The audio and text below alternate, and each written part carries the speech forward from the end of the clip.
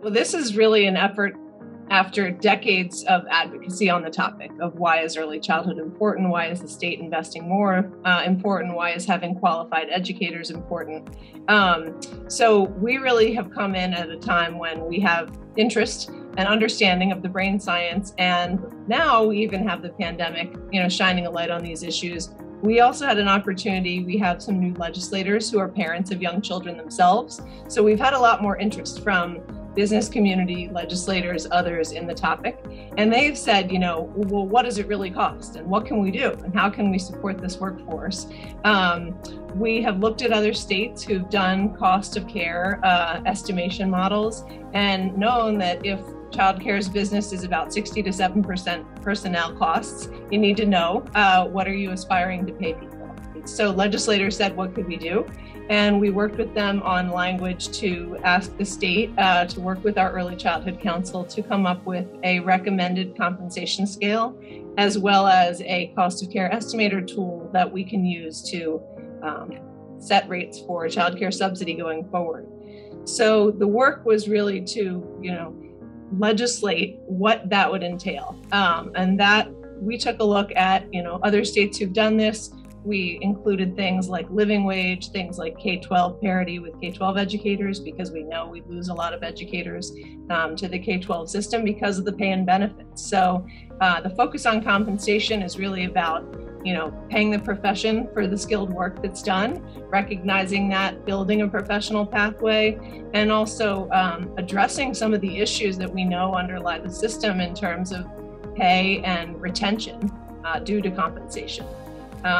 We also thought about, what has been going on in Delaware that would inform that. And we had recent minimum wage increases passed, which certainly would have an impact on the industry. We also thought about the context of the Build Back Better conversation and the fact that that includes things like a professional pathway and K-12 parity. And we've been talking as a state about setting a higher floor in terms of requiring a CDA for everyone in the profession. So there were a lot of pieces in the landscape that sort of came together to say, let's take a look at this more holistically and let's have a scale, a goal that we're aiming for as a state.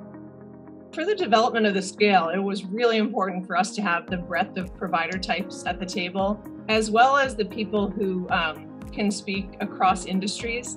So we had economic development and labor data folks there. We had K-12, both union and district representatives there. It was really important to have higher education there to understand what we were shooting for and what that meant for them to support the workforce to move through this pathway. And it was a great way to bring some folks in who maybe weren't, our traditional advocates who come to every single council meeting, by having, people from economic development organizations that also happen to be parents of young children, or having teachers union representatives, or having the labor department.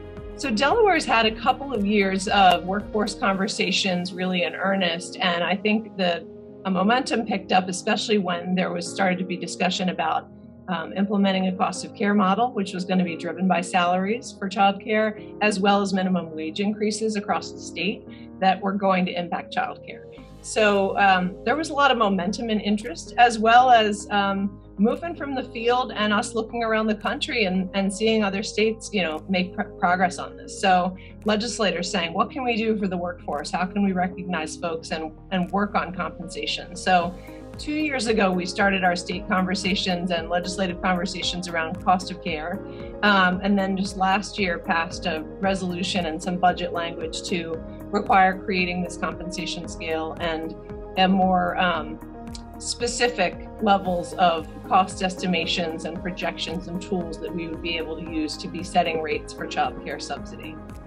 I think one of the biggest things is we've shown a light on these issues. So we now have K-12 advocates and equity advocates saying, what do you mean people make minimum wage? They have a much better understanding of what the issues in the current state are. They also, educators themselves feel much more recognized. They're speaking up. They have something to point to say, hey, we deserve a living wage. Here's what other industries are making, equivalent industries that have a BA. Here's what's in K-12, and here's where we want to go as a field. So it's been a unifying framework for the field, for the advocates, really to talk about equity, especially in a field where we're looking at mostly a women's workforce of color. So that's been very gratifying. I think the concrete thing that's happening now with doing cost estimation modeling is being able to say, okay, if this is what we aspire to, what will it truly cost? And what should the state truly be paying? And the most exciting is that now we have legislators saying, what can we do? We have a scale, what's next? What are the policy things to put in place to help professionals advance and attain credentials and degrees? How do we put that system in place? And what's the funding really going to take to get us there? My advice to other places would be make sure you're aspirational when you think long term. We're trying to paint the picture of what we want. We know this is going to take years to get to. And, we use the example of full day kindergarten in Delaware. It took 10 years, but we got there and we were one of the first states to get there. We could do this. So, especially for providers who are living day to day on, poverty level wages and very low subsidy rates, reminding folks that this is about what should be, not what is, and helping them see themselves in something like a K-12 educator salary scale. That's probably the thing that I have to remind everybody the most of.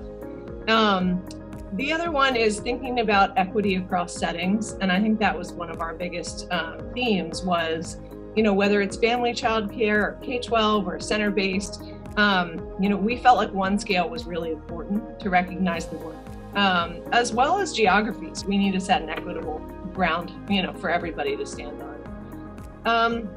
Some other advice I would say is think through the policy and systems that you want to have in place when this compensation scale is being implemented and eventually when it is. So we've talked a lot about benefits cliffs and how to avoid those as the scale is being implemented. We thought about, what can be done to help professionals move up across this professional pathway. What's going to have to be in place? A lot of things that the K-12 system already has: loan forgiveness, scholarships, coaching, cohorts, things that we know work. And then think about how this scale will resonate with different people in different sectors. For some people, seeing the salary was really important. For other people, seeing the hourly wage is important. It sort of depends what context you're in, but also to say, what does that include? We assumed that would include paid time off. We recommended that also, be addressed with benefits. So, trying to think fully about compensation and not just wages. Again, thinking aspirational and what we know is needed and what is deserved for the field.